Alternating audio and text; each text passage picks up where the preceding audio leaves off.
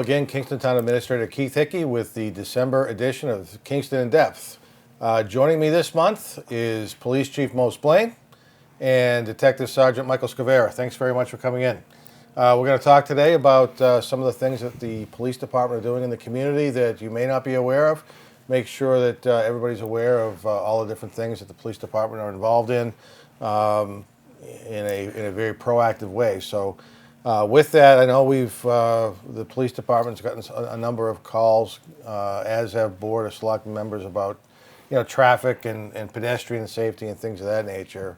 What can one of you guys tell us about what might be happening in the future with regards to addressing some of those concerns? Well, we take all requests seriously, and we try to direct our patrols to meet the needs of the community.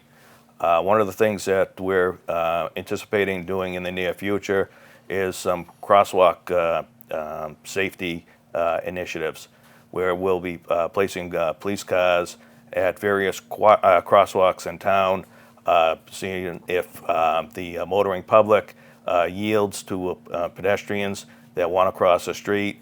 We're even contemplating about doing some type of scenarios where officers may, just check whether or not people are actually stopping, kind of doing enforcement where, what's the word I'm looking for?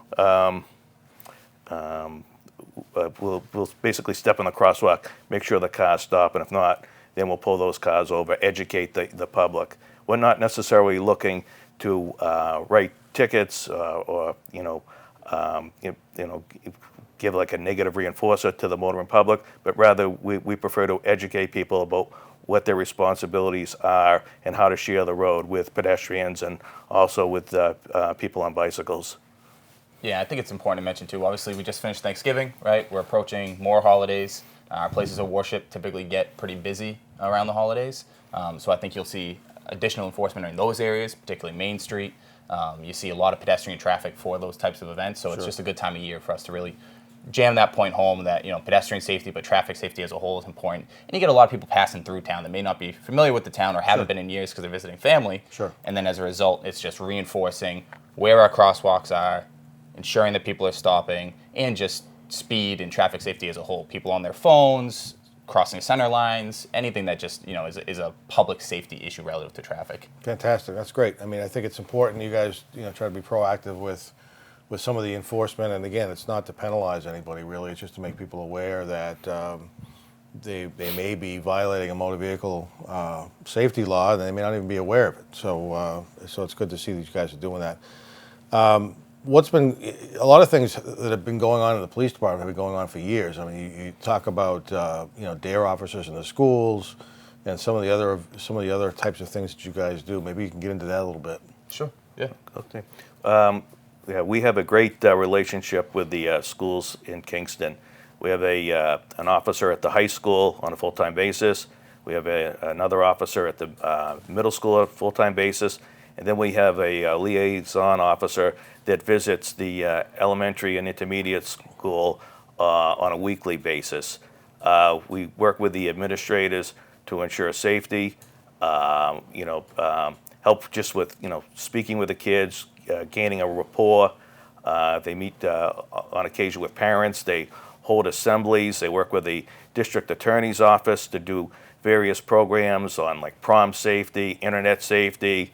We just did a program recently at the Sacred Heart schools that was in conjunction with the Department of Justice. That too was, like internet safety focused. That's a huge thing.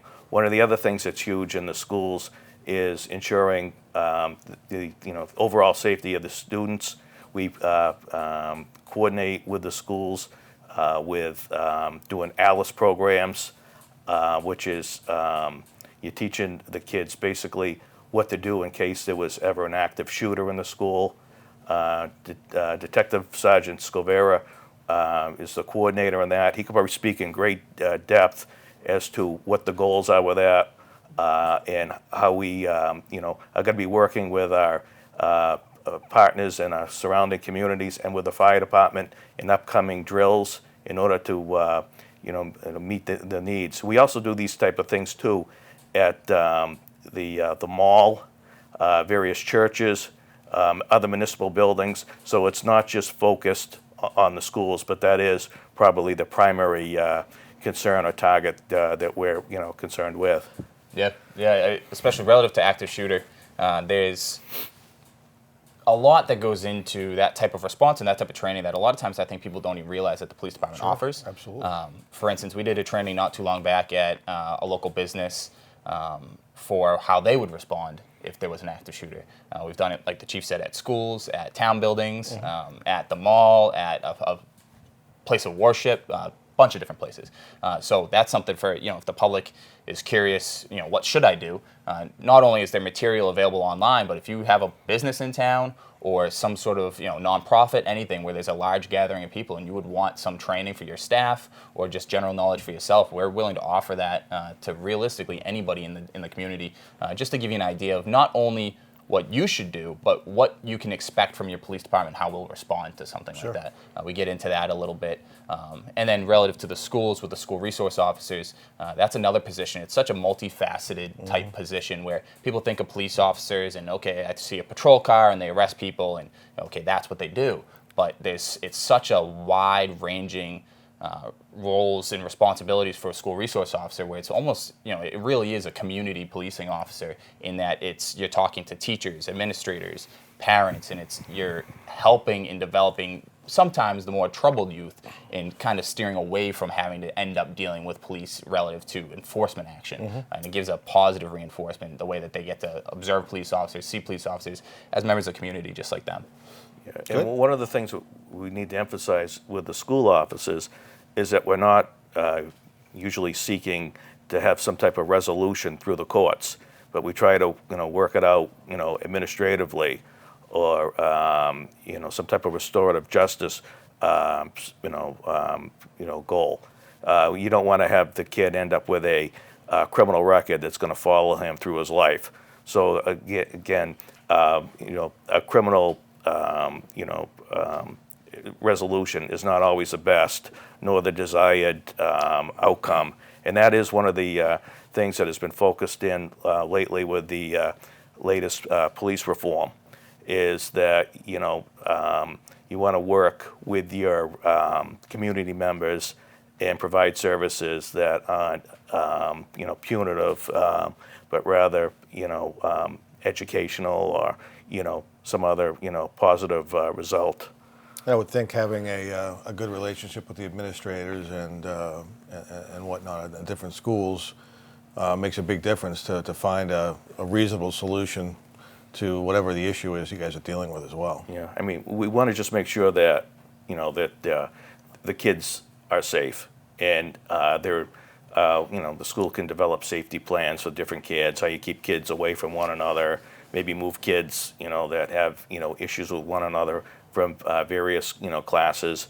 But the end result is every kid needs an education, and we want to keep the kids in school, but just make sure that it's done in a safe way.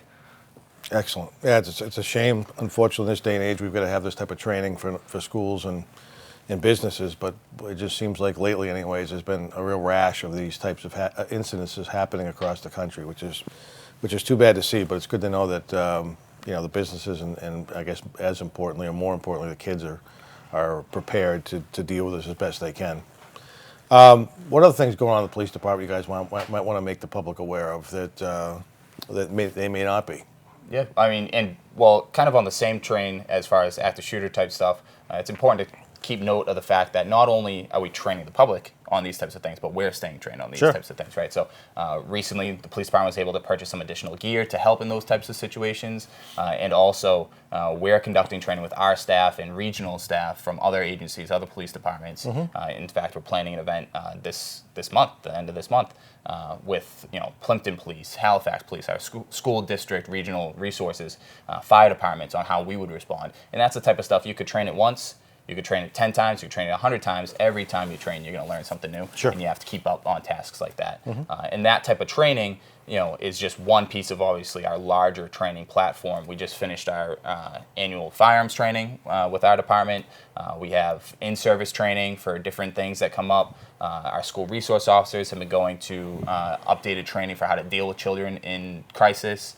There's always something, detectives going to technological evidence training, things like that. And then we're able to impart that not only in our investigations and in our response to incidents, but in talking to community members Sure. about different events. For instance, we have an officer that liaisons with the senior center, the Council on Aging, and is able to just go to trainings and then also work with what's called Triad in Plymouth County and talk to the different members of the community, our elders, about fraud and likelihoods of scams and things that they're likely to become victim of, and that he's able to impart on them as a result of his training on what the studies have shown they might fall victim to, Sure. And try to prevent those types of crimes.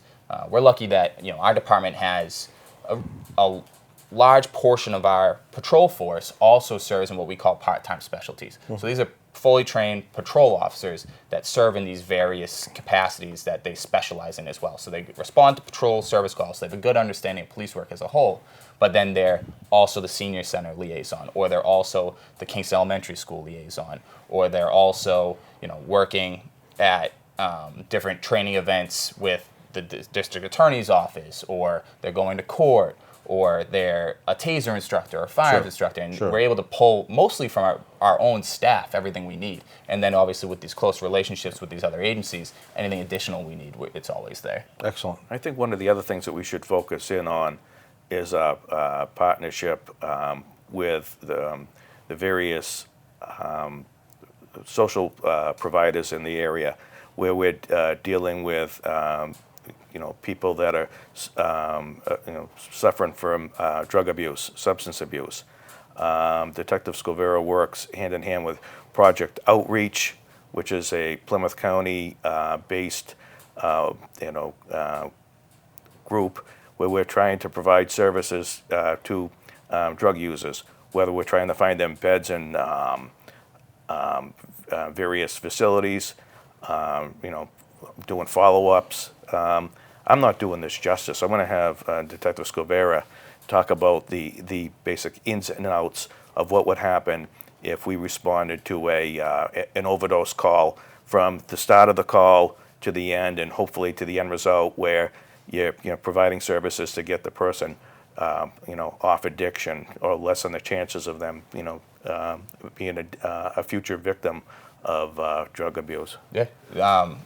I think it's important to note that if someone is struggling with substance use, we don't need to wait for them to overdose to help them. Sure. We do what we call at-risk referrals, which is if you're a family member, if you have someone in your life that is struggling with substance use, come to us.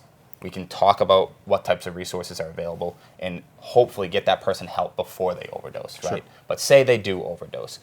The initial response is your expected medical emergency response, right? So this person is obviously suffering from medical emergency that might kill them. So there's police officers, firefighter, paramedics responding, Narcan, transporting to the hospital, all that type of stuff. And then at the hospital, we have a close relationship with the social workers and everything down there. They typically offer some resources. But of course, this is a time of crisis for that individual, right? Sure. Sometimes they just want to get out of the hospital, right? Understandable. They don't accept resources.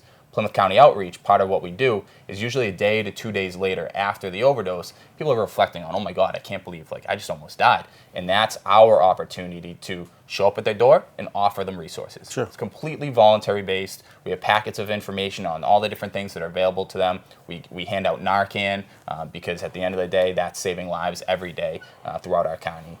And then if they do accept those resources, we're able to get them to beds if they need inpatient treatment. We're able to get them just maybe weekly counseling relative to it, NA, all kinds of options. And we're even doing Alcoholics Anonymous and alcohol addiction issues with Plymouth County Outreach now. They have recovery coaches that we have close relationships with that we'll bring to these follow-up calls with, and it's been a great help. In fact, I talk about it, it's great, but is it working? And Plymouth County Outreach actually was selected as a national mentor site. They receive federal funding because it's been so successful. Sure. And they're part of what's PARI, which is Police Assisted Addiction Recovery Initiative. It's a national nonprofit that is in many states and is recognized as kind of one of the leaders in dealing with these types of issues. And PARI actually asked Plymouth County to do a presentation at their national summit last month. Myself and the executive director spoke to law enforcement and medical professionals from New York, from Ohio, from Wisconsin, from the entire country, realistically, doctors, judges, about how successful our program has been, because we see it statistically reducing, not just in Kingston, but throughout the county. And that's a good example of how a county-wide resource has helped us and everyone in the area. And that's something that I think is going to continue, and hopefully it becomes less needed because we have less of that issue. Sure. But of course, it's always something that's going to be a problem in the community. So I think it's important, if I understand it correctly, if you need assistance on something like this, to avoid, an individual behavior worsening because of a drug problem. If friends, family call the police department seeking help, it doesn't mean that they're going to be arrested or incarcerated. There's an opportunity for the police department, along with some of your outside resources, to provide assistance to hopefully have that person improve their overall health and addiction concerns, right? Exactly. And it's good, too, to mention that Plymouth County Outreach, because it was so successful, branched out into a larger program, into what's called the Hub. And now that brings in all kinds of resources from different disciplines. So we're not just talking substance use disorder anymore or alcohol abuse. We're talking individuals with mental health issues, struggling single parents, trying to put food on the table. We have these different resources that you might not think traditionally the police department would be involved in. Sure. But say a mother with young children fled a home of domestic violence, and she maybe doesn't want to come forward relative to the domestic violence issues right now, but she needs help. She doesn't have anywhere to go. She can't put food on the table. We have resources. I have a person I could pull my cell phone out of my pocket right now, call her, explain the situation. She could have a $100 Stop and Shop gift card to that mother today.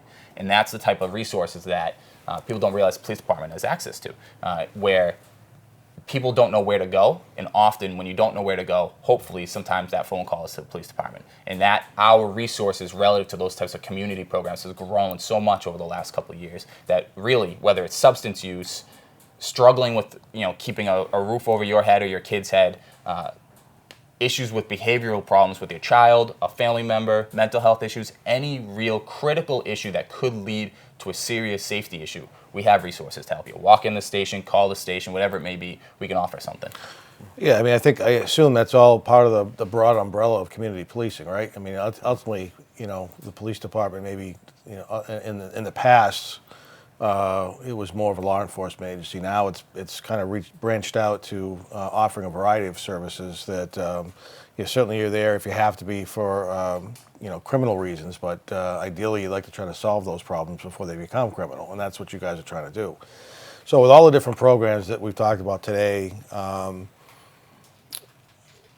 I think you guys have mentioned, and just to make sure everybody's aware, that if a business, an organization of some kind wants some sort of training or some other additional information on what you guys could potentially do to provide training and help for them, what's the best way to reach out? Just call dispatch and explain what their needs are, and the dispatch will get them to the appropriate person within the department? Yeah, exactly. That's best case scenario, the way to handle it. Just call dispatch. They typically know who's responsible for what. And when you start talking a lot of these community outreach programs, a lot of that tends to fall under the detectives division. Sure. Just because we have the flexibility to be able to do that. But usually your best bet, call dispatch, because it might be something that somebody on duty or somebody available can help you with right away. Sure. Or they get a call back from myself or Detective Berner or somebody else to assist with something like that. So the best number to reach dispatch for something like this would be what, do you know? Yes, 781-585-0523, then press 0. That'll get you a dispatcher. Fantastic. Anything else you guys want to talk about briefly before? I think that the program that Mike just talked about in depth has to do a lot with voluntary compliance, or the person wants to get better. Sometimes that's not the case. Family members call and are then requesting information on how can I get my relative the help that they need, and that would necessitate maybe some type of court action. Maybe you could talk about the different options of getting people help, going to court and getting a court order for some type of, assistance. Yeah. Of course, voluntary compliance with everything is our best case scenario. Sure. And sometimes somebody is at such high risk that they're not willing to accept help, that sometimes mandated assistance is required, where the court will get involved, to the chief's point. So we call it the nuclear bomb option, because you don't want to destroy maybe any rapport you have with that individual, especially as a family member, but sometimes we understand that that's necessary to save their life. And sometimes it works.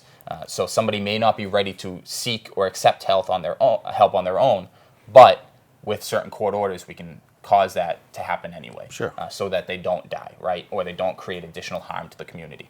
And there's two real big things. They call it Section 35 or a Section 12. Nobody needs to know the details of what they're called or how it works, but essentially what happens is the police department can guide you through it, but you end up going to the court, applying to the court of, hey, my loved one has this issue, this substance abuse issue, or this mental health issue, and it's causing them serious bodily harm or likely to cause death if they don't get help now. And the court can review the facts and issue a warrant of apprehension, which is not an arrest warrant as far as criminal charges, but what happens is we bring this person before the court to have a conversation with a court psychologist and to determine whether or not they need mandated treatment. Sure. Right? And that's, again, like I said, it's the nuclear bomb option. We try to avoid if we can, but if there's no other option, if they're really going to be at risk of death if nothing's done, that's an option that's there. And that's the type of thing, if somebody calls dispatch, they can talk to a police officer about how bad it is, what the circumstances are, and based off our experience,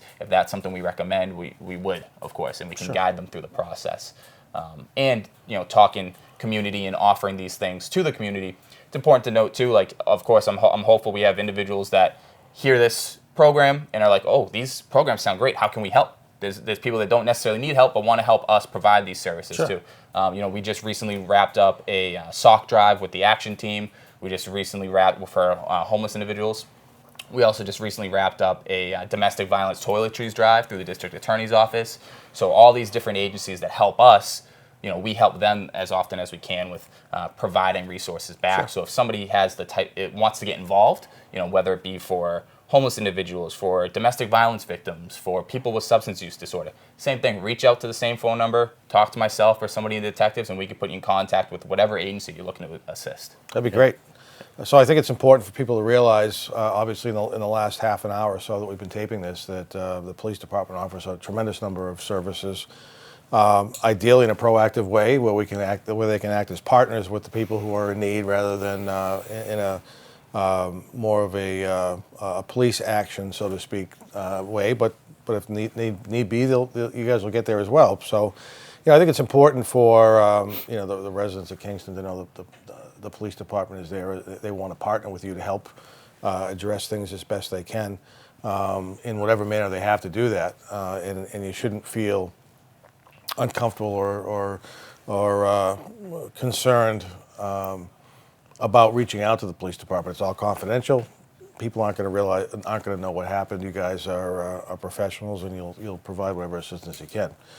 So I want to thank you guys for coming in, Chief Splaine, Detective Sergeant Skowyra. Again, if you have any issues that you need some support with the police department, urge everybody to reach out, be proactive about it, and they'd be happy to do what they can to provide whatever services you might need. So thanks very much. Happy holidays, and we'll talk to you again soon.